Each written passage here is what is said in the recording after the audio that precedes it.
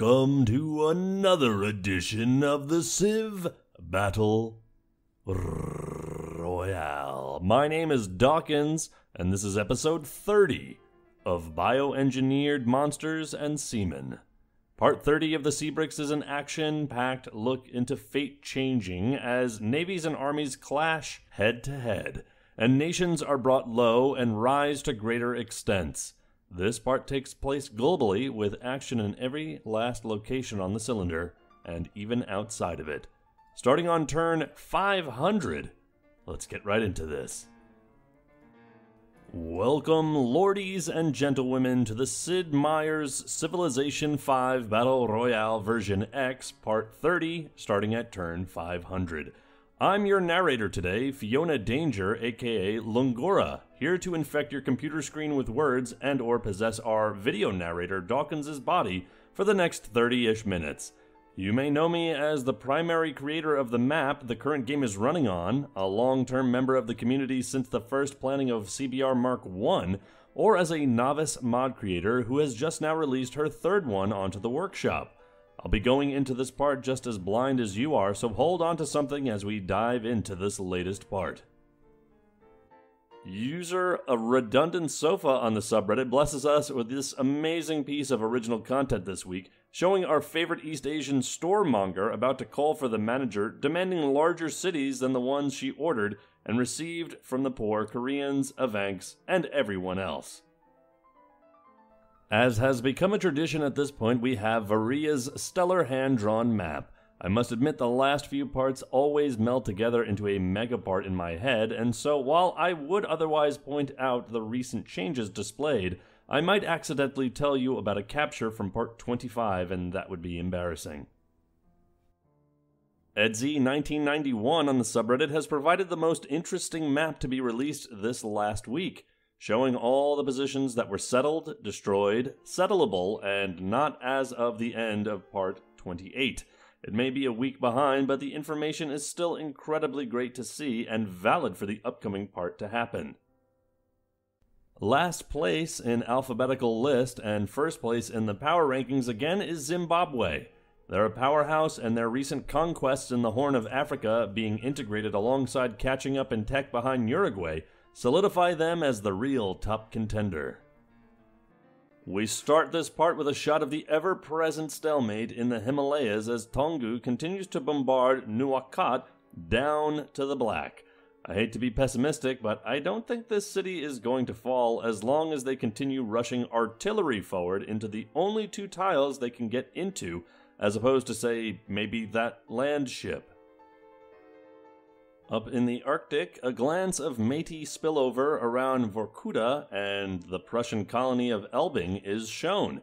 Someone reports seeing a little bit of smoke from the damage of something in the snow, but that's just hearsay. In the north, Indian cities are bombarded by what appear to be Kamluk plains, though between peacekeepers and mountains, nothing will happen besides potential temptation for an eventual nuking. In the south, Bhaktapur is solidly in the black, but so are the chances of anyone at war with Nepal from taking this juicy prize until enough range units are slaughtered. Or maybe one will get lucky and have a melee unit on the front lines. This slide is called Dab-Ats on Benin. As far as the mysterious notes on the side of the narration slides tell me, Benin is engaged in conflict with the now extremely fragmented and rumpy Beta Israel. Long from its days of being a Chad, the Civ that actually owns the lake would be in a good position to take one of Gudit's last cities from her, if not for Zimbabwe taking on a new lifestyle, protecting rather than eating their Ethiopian neighbors. Our screenshotters provide us with an image of Uruguay's island across the Pacific. Much more interesting is the Benin battleship to its west, who seems to have invented anti-gravity engines. Unfortunately, they don't know how to keep their ship upright when activated. I hope the two planes aboard are strapped down. More to the north end of the Pacific, we see Port Lamar and many Prussian immigrants heading across the sea to the new world of peacekeeping.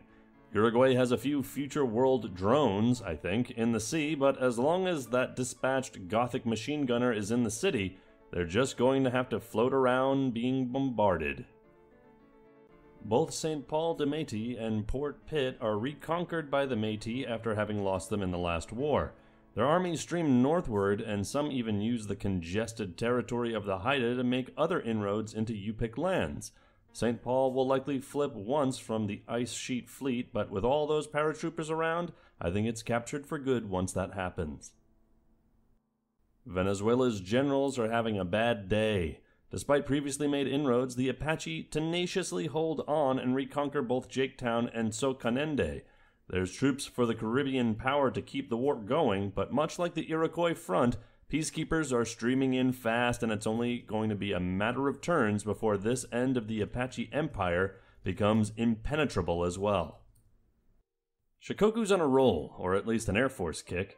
Somehow, by the grace of G-D and the tactical genius of Sakamoto Ryoma, a lone paratrooper drops into the wilderness around the Evenki city of Taimura, and under the cover of night takes the city all on their own. Holding it might be difficult without backup, but I can see at least one more droppy boy ready to reinforce. Sedan pushes his navy forward, creating a solid front of mixed ships and embarked troops to the north around Vaini, but also sends a second prong to attack the Tonga capital. 2 destroyers flank the city, one firing as the image is shot, and a pair of cruisers and a nuclear sub look to bring up the rear and confirm this kill. With Kosur firmly in his navy's grasp, the warlord of the southern seas pushes harder on the now exclave of Hammam.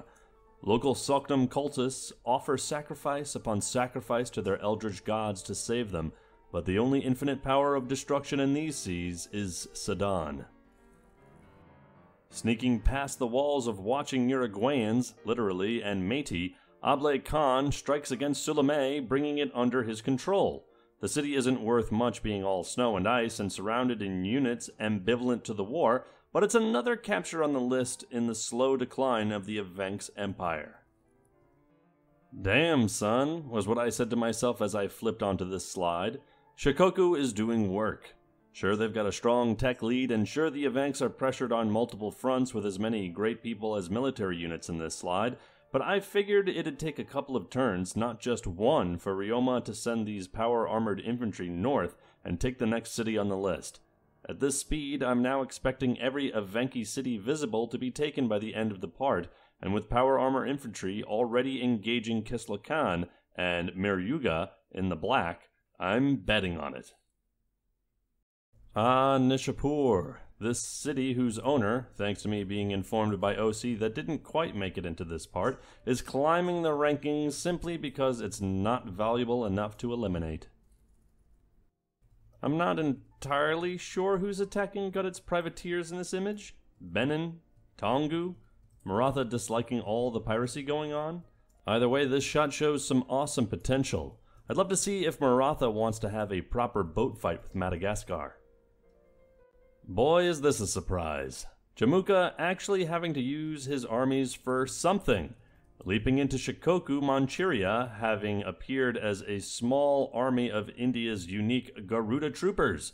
These lads heal up when next to each other in enemy territory, so if Indira could get several times this amount in place, she could really give any Civ on the cylinder a run for their money, at least briefly. This just in, Vaini burns. Its citizens flee to the quarries and plantations in the surrounding countryside as New Zealand troops commit unspeakable horrors within the streets. Will the unit of heroic paratroopers save the city? Time will only tell. Man, the Soknam are getting pretty small over here. Losing their entire west coast is a huge blow, throwing them, in my honest opinion, into the bottom rungs of the game. And for Sedan, having his Trans-Pacific Empire is really an achievement. Hammam, just off screen to the north, doesn't look to have flipped yet, so at least there's a distraction before the Kiwi fleet swings around the Drake Passage to finish their foes off properly. Poor Soknam. It's nice to have a break from all these wars and see some diplomacy for once. All the nations of the world getting together to sit down, have a nice chat, and otherwise be civil. Except that's not what they're doing at all. This is another battlefield, and if anything, it may be more bloody than the outside world. Bang Nong is throwing around his diplomatic weight, leading the Civs into condemnation of Sedan. Something about all of that warmongering gives me the feeling it will be well received, because everybody actually loves Selknam. And Louis Riel has come up behind Abdelkader and shoved the man off the podium to propose his own embargo of the Moors. I don't think either of these civs deserve it. What did they ever do to the Métis? More Prussians, more Uruguayans, more Iroquois, more rockets, and the Goths are still preventing anything actually happening in Port-le-Mar. Jesus Christ, that's a lot of Prussians. Does anyone else instinctively think, I thought Korea was dead, but they have all these units, whenever they see the extensive Métis carpets in Kazakhstan? No? Just me? Despite them, Ablai Khan continues to push his offensive, working with Shikoku on the other side of the sleeping Mongol to hammer cities from Bombagor's Evenk Empire. Vanavera is the latest in this attack to be taken as city by city, the Kazakhs make way towards the deer lovers' capital. Following what I believe to be another flip of Uruk Wantke, Sedan pulls his warmonger cap on tighter and decides, if his empire is going to be embargoed, what's the point in not burning everything to the ground? I feel for the city, as I'm also a victim of savagery on things I love that are currently called Uruk. My poor orcs and goblins. Games Workshop, why did you have to butcher them so? Sorry, got out of hand there. TLDR, Sedan is a barbarian. Back up north, we slingshot to the Evenki, quote, Empire. Power-armored Shikokans march forward into Kislakan, taking the city in a race inland. Tamura is threatened with the paratrooper that had taken it being among the casualties of this war, but I have faith in Shikoku's air force to eliminate the infantry ready to capture here before it can truly move in. Note the turns. The slides are going at a slow pace due to everything happening worldwide, and at this speed of conquest, Meryuga maybe has 2 left. Big news! The Prussian newspapers and armies are going to have a field day following this one. My informants report that the Prussian Empire has declared war on the Holy Roman Empire. Brno may have had a good run as a refugee colony to hide away somewhere no one cared about for a while, but even the mountains that somewhat wall it off aren't going to help now. Prime your Fs, because this won't take long. The elected emperor only has 6 Enlightenment-era units to defend against the modern onslaught. I'd say this is appropriate. We've got entertaining wars with real conquests and big carpets to watch crush each other for our amusement. A golden age is really here on the sub. The ruined husk of Uruk-Wantke seems to have invigorated the Selknam people into a counter-offensive. Perhaps this was the sacrifice the elder gods above and below needed. Will burning more cities further their influence on this world? One can only hope when the nuclear fires of the wars of the future arrive. The Selknam people and their eldritch masters are empowered on a scale one has never seen before. Or not. I haven't read anything like that in their unique ability. Garuda troopers pushed too slowly and too unsuccessfully out of Shikoku, Manchuria, and failed to make any real ground towards Daegu. This was expected, but that's okay. Looking closer, we can really see just how behind Jamuka's forces have become. Kamug line infantry and cavalry stand next to mechanized infantry and SAM units right across the border in Chin lands. As the creator of the Kamug Mongols, I've been waiting since the very start for them to do something big, and an invasion of China has always topped the list. But if they were to do it now, I'm honestly not certain they'd find a lot of success with this army of troops that sincerely belong in a museum. When we last saw this scene, I made a prediction that the Ice Sheet Fleet would flip St. Paul de Métis. I was thinking a boat of some sort because it's surrounded by water and there's boats. Not a sneaky infantryman abusing his ability to sneak through ice tiles over the sea past the massing Métis horde. And there's a second one ready to do it all again once this inevitable failure eventually is seen to its conclusion. Oh right, the other Tongan War. The other Tongan War with the Nazca. The other Tongan War with the Nazca that they are losing. Tongaleleka is captured by not a navy and proceeds to be set on fire. There's a lot of water around, so maybe they'll be fine, but I doubt it. Uiha's next, and with those future world ships around it, I'll let you make your own guesses on the outcome. Sayasi must be feeling as much regret about these wars as his creator, Explosive Watermelon, feels about the CBRX state of the Civ. Well, it seems those heroic paratroopers I placed faith in earlier just sat down and ate sugar while all the war around them took place. But at least someone stopped the burning of Vaini.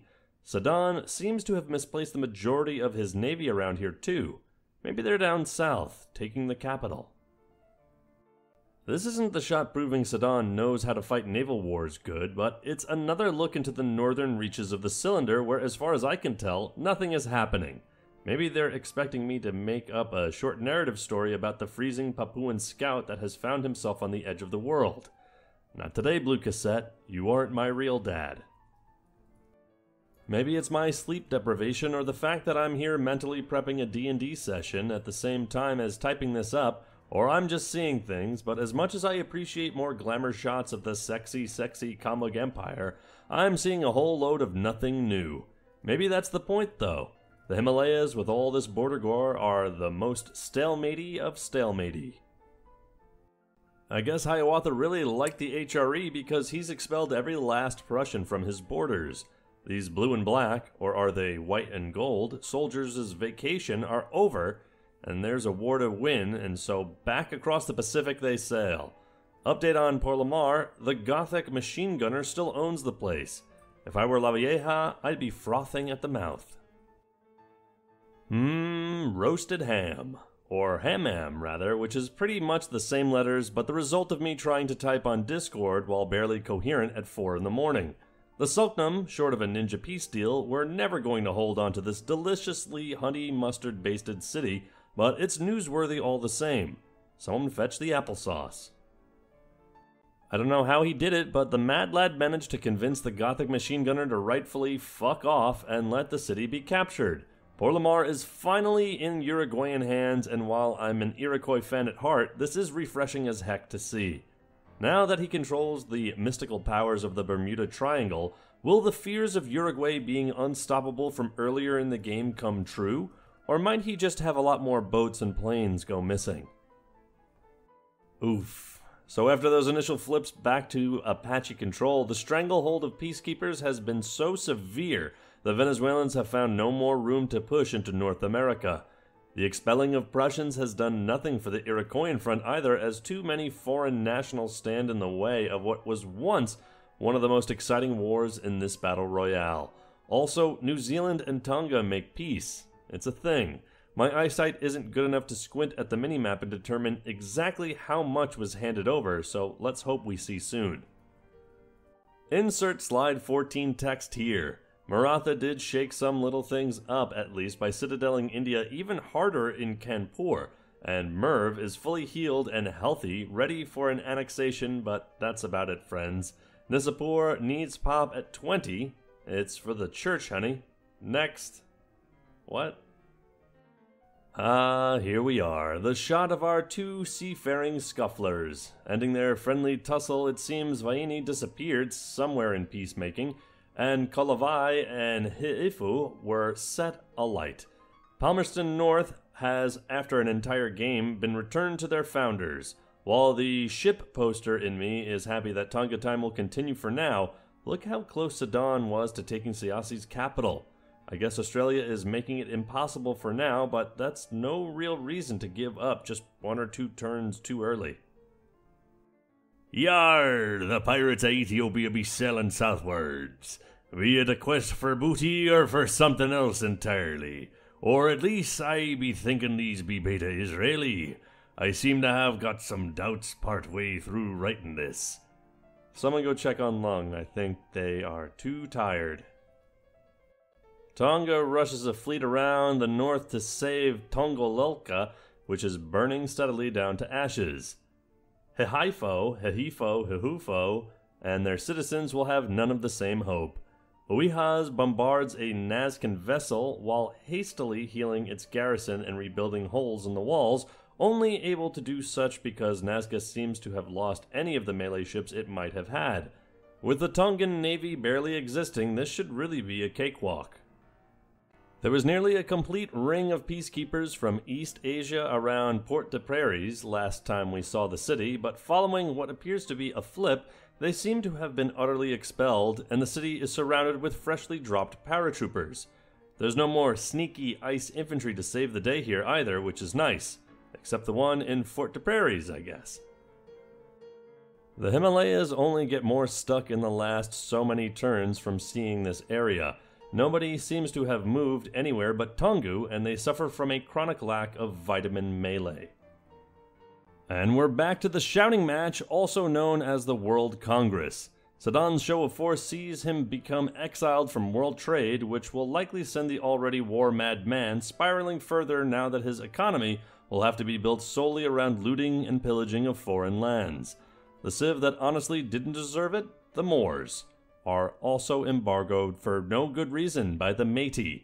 This round is far more cooperative, with not only a proposal for the world to get together for some healthy sports competition, but to discuss how to best send their peacekeepers to the asteroid belts as well. Fun stuff. And much like my Christmas Eve dinner was, the roasted ham of the cylinder has been completely devoured. This opens up maybe even some potential settles of which only Uruguay can really take any real advantage of. That's a really big Shikokuan carrier, by the way. Damn, son. I have to admit I was waiting for this slide. One showing off the beautiful orange, red, and yellow colors of the CBRX Vikings. Colors that I, in fact, proposed.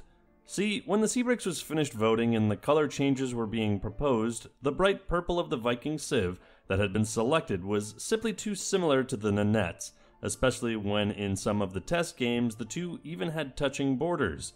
A solution was needed, and I had just started work of a civ of my own starting in Nidaros, as the Vikings do, featuring Vikings to boot. Olaf II's Norway. I proposed using the colors I had chosen for them taken from Trondheim's, the modern-day Nidaros flag. Well, almost a year later my mod is finally complete, and with the help of the community and some fabulous specific individuals, published on Steam for all to see. With my shilling out of the way, we get a good look at Norse Scotland and the new communication array and generator improvements that are covering the countryside. There's a lot of science and production out of these buildings, and it's good to see them spring up. I can see what they mean when they talk about the oceans being congested with trash as the #1 reason for the existence of the Endgame project. This is disgusting. Prussians are trying to get home, I feel for them, but the rest of everyone here from Nazca to Congo to Zimbabwe to the Goths to Tonga to Haida to frickin' Poverty fucking Point are just chillin', making this tough. Of note, the Moors declare war on the HRE. The cities New Zealand took in the peace deal and proceeded to burn are 100% gone at this point. Empty islands now being set up as Chin rest and relaxation resorts. Tofoa falls as the Nazca transport a paratrooper over by sea to take it and seem to be doing similar with an SAM in the water around Uiha. Poor Tonga, this part is really not their time. Was it Prussia at war with the Nanettes? Huh. Hope they succeed here if they are, because Tarko Saleh has been around a little too long and gaining far too much attention for a city that doesn't exist. The Kazakhs to the south build the newest wonder of the world, the cult Gamisia Data Haven. I think that's how you pronounce it. This thing is like a late-game Tundra Petra, but one that spams you with science and culture as well as +2 gold for every single server hub building in the Empire. But if you thought that the Data Haven wonder was impressive, what was the best wonder in the entire game as of Mark II? And now is still nothing to be ashamed of. Uruguay completes Folus Mutagen. Units get all some kind of dope Gengineered promotion, which the secret part notes decline to say what it does. The fungal growths now appear randomly on farms, plantations, nature preserves, and unimproved tiles in addition to where they solely spawned previously, which was between your toes after visiting a public pool's changing room. Fungal growths are, as far as I know, a mostly defensive improvement, and they're pretty good at it, but not quite as good as a Goth Peacekeeper carpet. I'm also told we see Iro automatons, where I'm taking a guess are the sun icon guys in Hiawatha's lands. These are cheap, fast, flanking units that are pretty damn mean. Also, somehow, Jaketown is captured. Venezuelan fans rejoice. The international games are complete with Lavieja totally cheating with his freshly engineered athletes and broken civ. Hiawatha pulls up second with twice the production given as the next two in Able and Eadne, and they are a distant third and fourth. Overall, fun is had by all, and maybe if we did this more often, we won't have a need for war. Nah, that's silly. We prefer endless bloodshed. Meanwhile, it's much harder to cheat with engineered athletes in a diplomatic talk about space exploitation. Hiawatha wins this one properly, giving, in my opinion, a much better reward compared to the last competition. Some may say space is the limit, but they'd be wrong, and this proves that. Peacekeeper carpets are the real limit. Tafoa flip-flops back into Sayasi's hands, but NASCAR makes up for it by stealing Uiha away to turn into another racetrack. If only the stream of South American reinforcements wasn't so slow, or they'd be at the capital by now. Uruguayan Marines use their engineered benefits to creep stealthily along and throw the reefs at the seafloor under the Gothic peacekeepers. Their GMO gills allow them to appear entirely unsuspected on the beaches of Florida and nab Teagan right out of under Hiawatha's nose. I was about to say right out of his nose. A perfect plan with perfect execution. A Muscovite musician sometimes has to journey to the ends of the earth for their next big piece.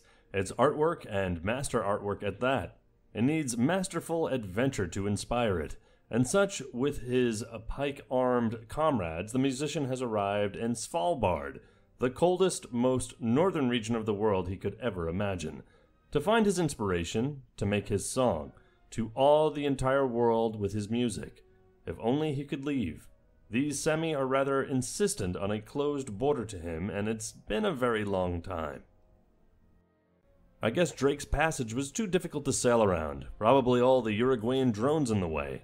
So the Kiwis march over land, or fly, then drop more likely, into the outskirts of Kauai'an. It's a cute attempt, just like the city name, and will require more reinforcement to get done. Sudan is on a warpath, and know this, these are just the first waves to be sent to die. Also, the Forbidden Palace is finally built. Expect more Iroquois in the World Congress. Moscow is hurt. Are the Muscovites and Sami at war? Did I miss the notification? Or did I simply forget?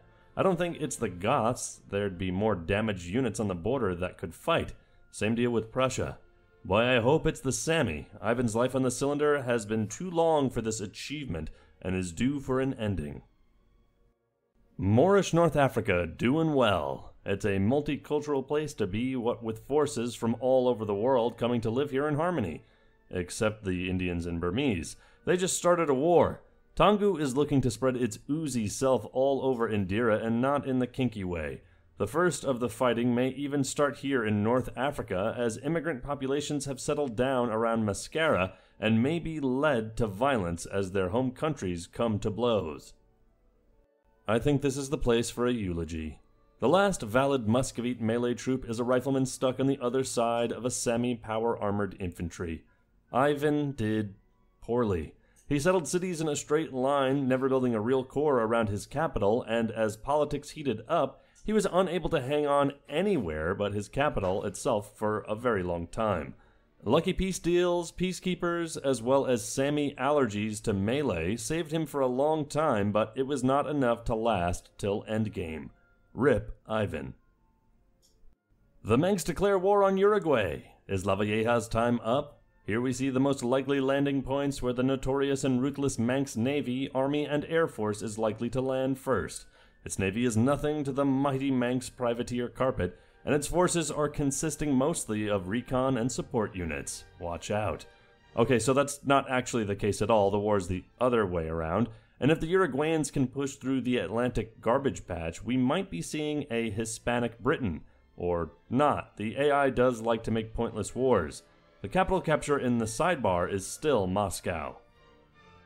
This is one mean garbage patch, however, and even Uruguay's gotta have a hard time pushing through it. Some skirmishing happens around Port Lamar as Manx's ships face the wrath of the Bermuda Triangle. They've got some backup in the form of destroyers. Maybe my sarcastic showboating, pun intended, actually was briefly not very, but possibly a little true.